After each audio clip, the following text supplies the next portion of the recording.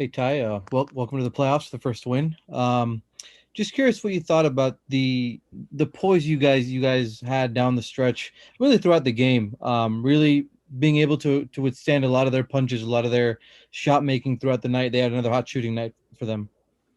Just being resilient, like we've been all year. When our backs against the wall, we come out, we fight, we compete. I thought early on, like I said, they made some shots.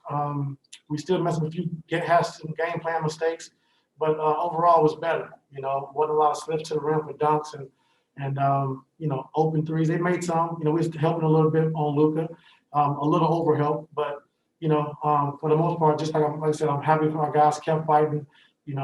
Kept scrapping, kept clawing, and PG and Kawhi was fantastic. I thought PG really carried us in that first half, and Kawhi, the second half, really took over the game. So that's what we need from those two guys. Reggie chipped in. Marcus made some shots. So like Rondo coming in that whole second half, picking up Luka full court, wearing him down, and I'm attacking the basket, making plays as well. So it was a total team effort. Like I said, Kawhi and PG really, put us on their shoulders. He'll move over to Andrew. Hey, Ty, when you reached 15 points down, you guys cut at 15, kind of 8 minutes into the first quarter. You guys take a timeout. Can you take us back to what happens, like the tenor of that timeout? What is said to sort of stabilize you guys? Because after that, obviously the run begins. Just stay the course. They came out, the crowd was almost cussed. The crowd was electric. I mean, just hearing, their fans, early on to start their game, just even in the starting lineups, So the fans gave them a lot of juice early, and we just had to weather the storm. I thought we did a great job with that. We didn't get down, we didn't get discouraged, and we just stuck with the game plan. So the second time out I called was like, listen, let's just stick with the game plan. Lucas makes some shots early, which he always does, and now we just got to be ready to weather the storm, and we got to keep attacking on the offensive end. And like I said, I give our guys credit because they did that. He'll move over to Owen.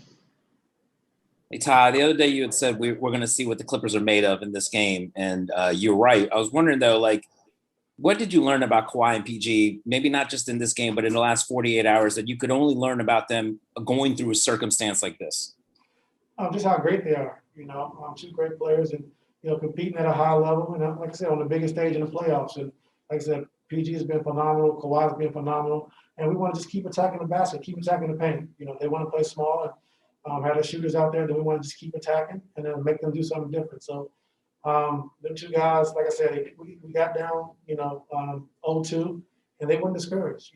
Their conversation to the players, the things we have to do to get better and be better, they led that. So and you came out and seen that play tonight. So it was just great to see.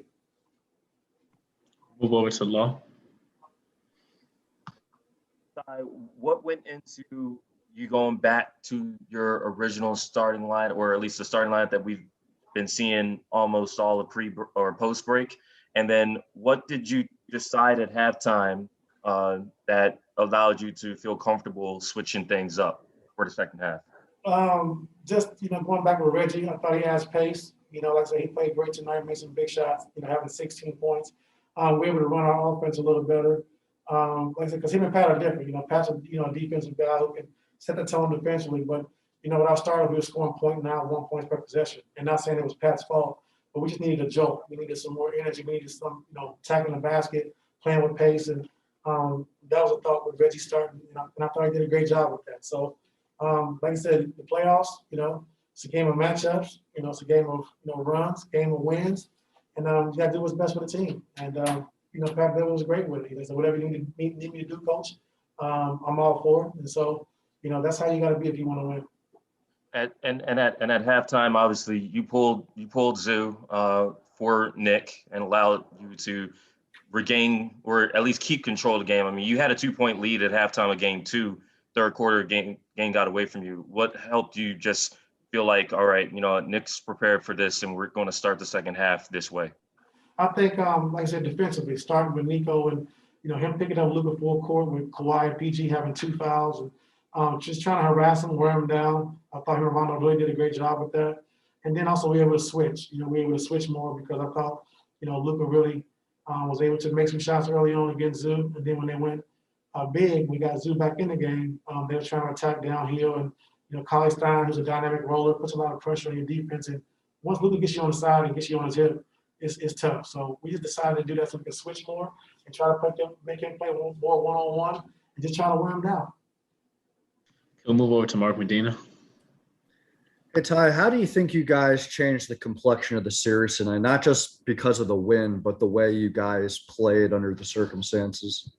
I think, being down 2-0 and coming out, taking their best shot early, being down, I think, 19 and on their home floor, and then to come back and win the game the way we did. I mean, I think that shows a lot about us. So, I just think, like I said, it means a lot to be down that much in the playoff game on their home floor and to fight back and, come back and take the lead by double digits. It means a lot. So, not sure how they're feeling over there right now, but, we finally figured out, how we want to attack offensively, and we understand what we need to do defensively and still keep cleaning up our mistakes as best as we can. Okay, we'll take a few more. Move over to Justin Russo. Hey, Coach. Don't worry, I don't have a Mike Tyson quote for you tonight. So Dallas is still shooting 50% from three. They're, it doesn't seem like they're going to cool off, but for you guys to be able to win this game tonight, and you've been in the other two games late, does that tell you, like, even despite their hot shooting, like, this is a series that you can just take basically by the neck down the stretch of games?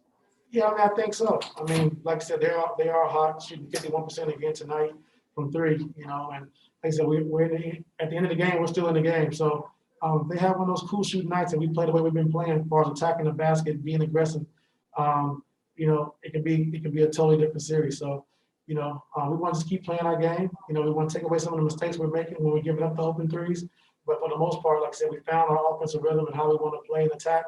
So now we just got to clean up defensively what we want to do and what we want to try to take away. So we still have some mistakes that we got to, take care of. But like I said, I love our resiliency and the way guys stayed together, through some adversity to start the game. We'll go over to Forby and close out with Mason.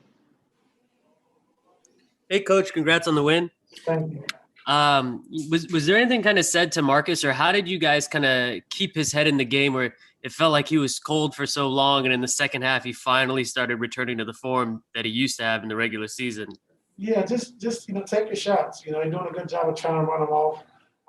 So just take your shots. If you don't have it, then drive it and make a play for yourself or someone else. Don't get discouraged because if you're second in the league in three-point shooting, of course they don't want to give them up to you. And they've been doing a great job, which we're supposed to be doing as well. So they're doing a good job of trying to run him off. And but tonight, I think we found a way we wanted to attack, and Robert did a good job of getting to the paint and making the extra play. And PG did it, Kawhi did it. So if Marcus gets those shots, I think he's going to make more than he's going to miss. So I'm very excited to see him kind of get his rhythm tonight and hopefully continue going forward. Okay, Mason, go ahead and close up. Hey, Coach. What's been your communication like with Zoo as he sort of struggles dealing with Luka on switches and getting his minutes reduced because of that? What's been your talk with him? He's great. When I had a talk with him this summer about starting Serge, he just wants to win, and he's a team player. I came in at halftime. We said we're gonna start Nico. I mean, he was great. Cheering the team on, understanding what we're trying to do. We're trying to win the game, and like I said, Zoo's one of the best. He ranks up there with me with Matthew Dellavedova, who's one of my favorites, man. And he's about the team. He's smart, does what you ask him to do. And like I said, he was cheering over there. He understood what we were trying to do. And like I said, if you want to win in the playoffs, you got to be able to adapt. You got to be able to also sacrifice. And Zoo did that for us tonight. So we'll see how it goes next game.